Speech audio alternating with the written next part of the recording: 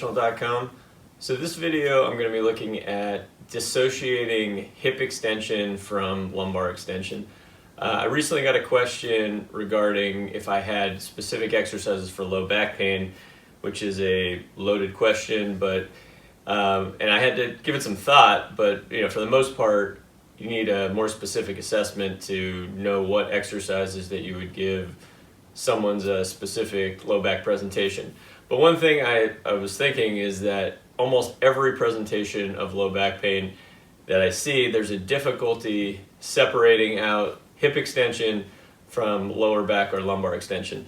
So I just want to go through a little assessment of how to look at this yourself, and then basically the assessment can become the treatment for it if you understand how to create proper muscle isometrics and you understand proper positioning and you have maybe some video work or some mirror just to make sure that you're in the right position. All right, so the first assessment is just looking at half kneeling, but you have to understand what angles you're looking for, what straight lines you're sort of looking for. So I'll show you this from the side, tucking the shirt in. So just getting into a half kneeling position, can you get the knee right under the hip? Is the hip right under the shoulder and the shoulder right under the ear?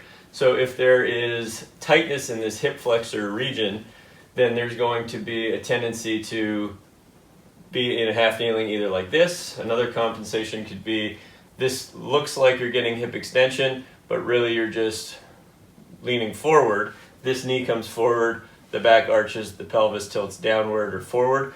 So what we're looking for is not how far the pelvis can come out in front of the knee or the shoulders come out in front of the knee.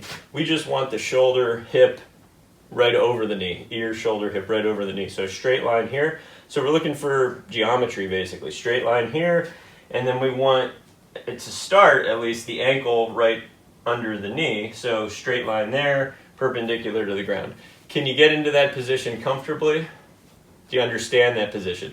So when you're assessing yourself, it's helpful to set up a camera and just video yourself and just see how far off you are. Now the muscle isometrics and the feelings that you're looking for here would be on this leg, because the hip is more an extension. We want to think about kicking the shin or the top of the foot into the ground while we create a glute max contraction, so your butt gets tight here, which then will create a stretch through here. On this front leg, you want to feel like you're able to pull back through the heel without having your butt go back this way. So this stays anchored by kicking down, glutes active. This heel pulls back.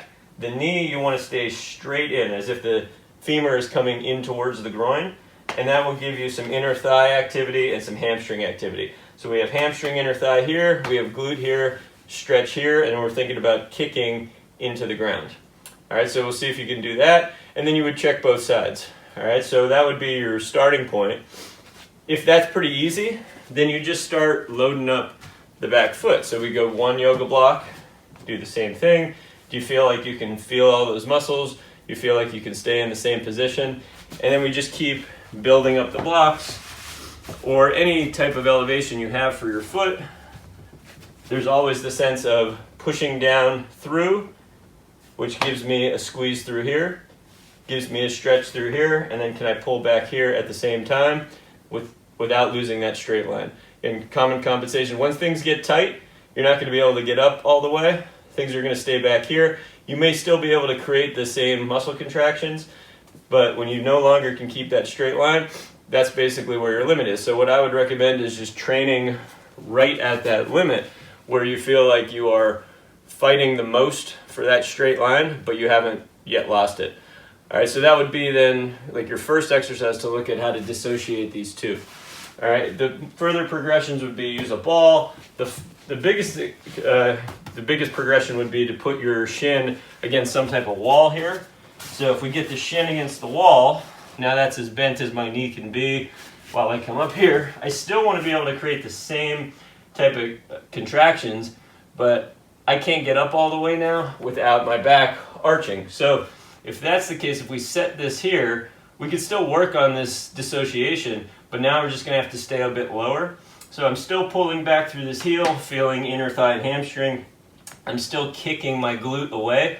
Now what I'm looking for is the glute to go away from the heel, stretch through here, And now the straight line is a little bit more angled, so it's knee, right to hip, right up through shoulder, but I'm a little bit more angled, so I don't want to collapse forward, although I'll still feel the stretch here. Once that knee goes forward and I collapse, I'm going into lumbar extension, I've lost that dissociation.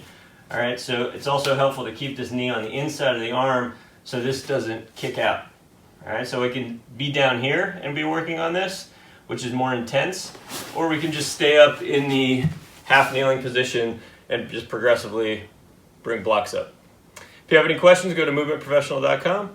I'll see you next time.